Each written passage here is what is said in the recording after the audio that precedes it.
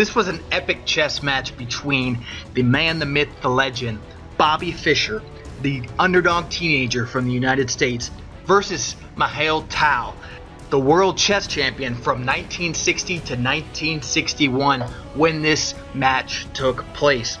Fischer and Tal actually played several times. It's a pretty even series.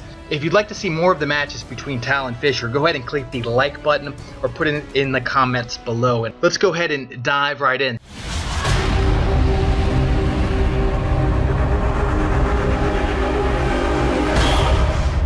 So Bobby Fischer playing white and Tal is black. Bobby Fischer opens with e4 and Tal responds with the Sicilian.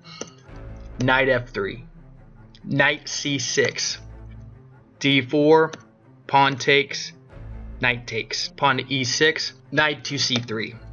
And black moves queen to c7, which is the Taimana variation. And Fischer moves pawn to g3. Now, normally in this situation, players are looking to move their bishop up here and castle on the king side. Fischer's a very aggressive player. You can see this pawn serves as the perfect post-up spot to threaten the queen on c7 as well. And knight to f6. And this is a crucial move in the game. Normally, players are going to move their pawn up on e6 and, protecting the b5 square because the knight can come here and challenge. b5 is kind of the weak point on the board, and you really want to be prepared for this square right here. This is a crucial square. You notice how the pawn could eventually move up depending on what happens, and you really want to be ready for that. So when you set this up, maybe the pawn up here to protect it or some extra back up here, this is a threat on this knight that could be lurking. So just something to pay attention to. So Tal opted not to move to e6, and Fischer immediately moves and puts pressure on the queen, and the queen retreats. And Bobby Fischer immediately puts pressure with the bishop onto the queen. Now, this is a crucial move in the game. Again, it might not look like a lot right now, but Tal elects to move his knight right here. So he basically pins his own knight against the queen. And there's a couple, things Bobby can do is come up here, put pressure on the knight. A couple things he can do, but the move that would be probably the better move in this situation, maybe move the pawn up, forcing the bishop to retreat and kind of taking some power back. You notice how black's really kind of pinned back here and really, really passive, hasn't really developed any pieces. But Tal elected to move his knight. Now, a lot of players want to move their bishop over here and castle, but Bobby Fischer elected to move his bishop over here, and he's mainly watching over this square and this square. If he didn't move here, if Bobby Fischer went up here really to put the pressure on this knight, take advantage of this pin, black could come down here for a deadly fork and take the queen. So Fischer moves his bishop to protect the fork from happening, and Tal moves bishop to c5, protecting this square on d4, preventing the queen from coming up and challenging an attack on the knight. Bishop takes knight and queen takes bishop. And remember what I said about this square right here. It's a very vulnerable square. Awesome move by Bobby Fischer. f4 puts pressure on the queen, forces a retreat right back to where it came from, and then immediately moves up to e5, the weak square on the board, putting pressure on the knight here. And Tal moves to a6. Now you might be thinking, why didn't Tal move his knight out of harm's way, maybe move it back here? And here's why.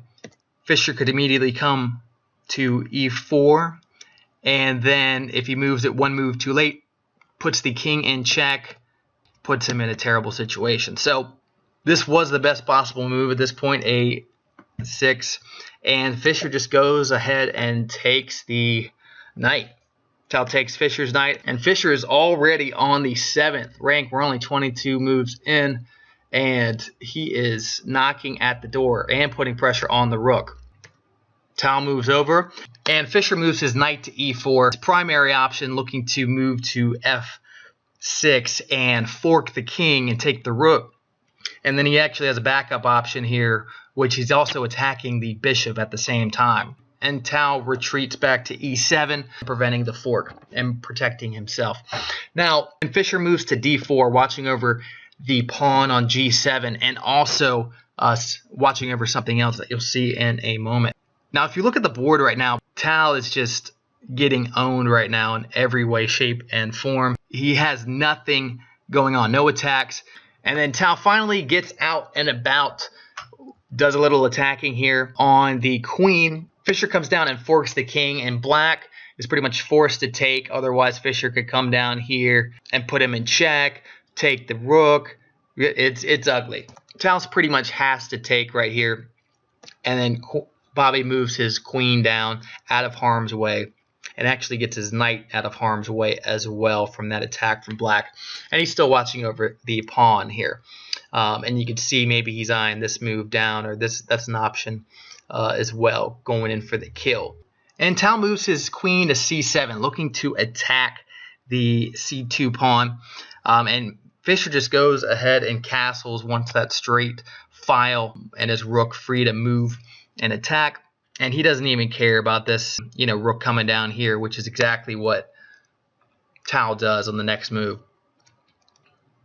And Fischer moves his king to b4. Now Tal backs up to a6, and another move, and what you might be thinking is and something that the computers recommend, is moving down to a5.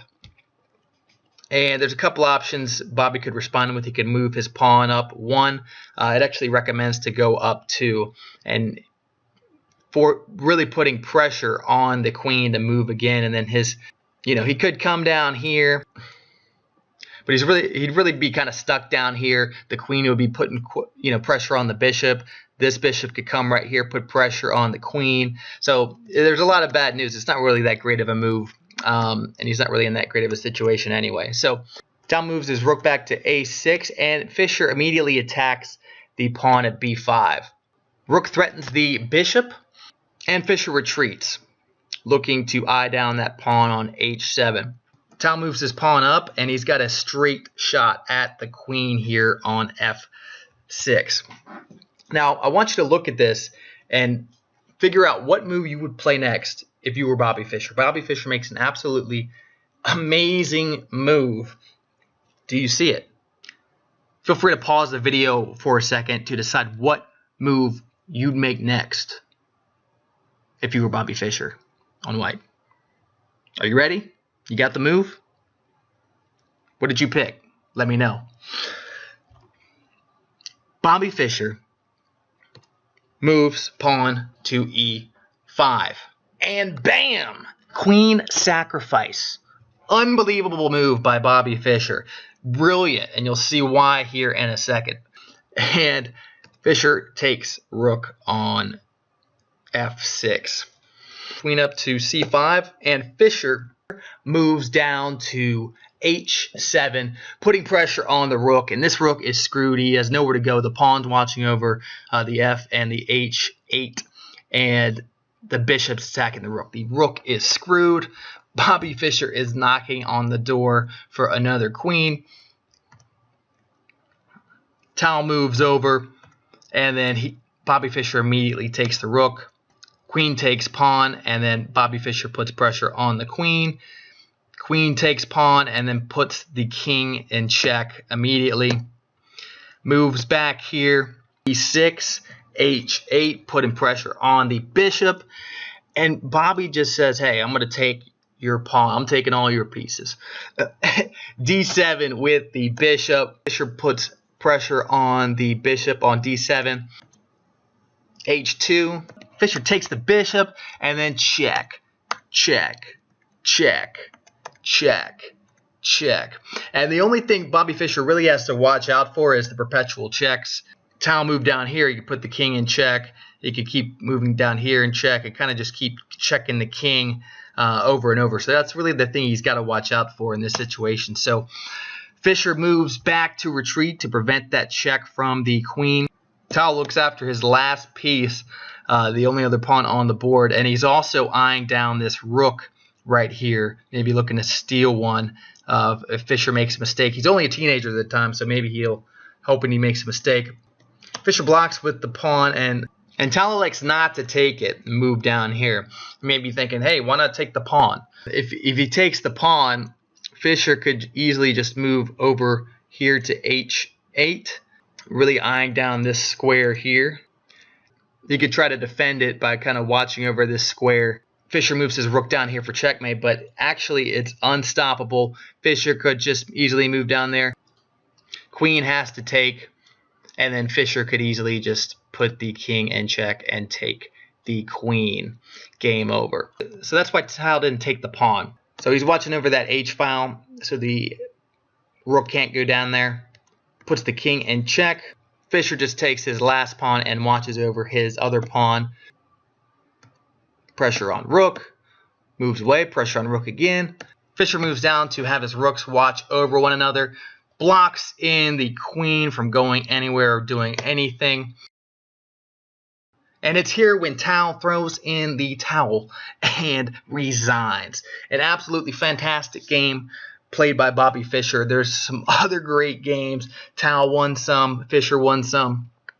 If you'd like to see any other games in this series, go ahead and click the like button, and I'll get that for you ASAP. Also, type in the comments. Let me know what you think about this game. Welcome to our brand new YouTube channel. It's going to be absolutely amazing. Go ahead and subscribe to this channel. We're going to be releasing a ton of valuable content with chess strategies, tactics, tips, tricks, legendary games, you name it, everything chess on this channel. Go ahead and subscribe. You're going to love what you see.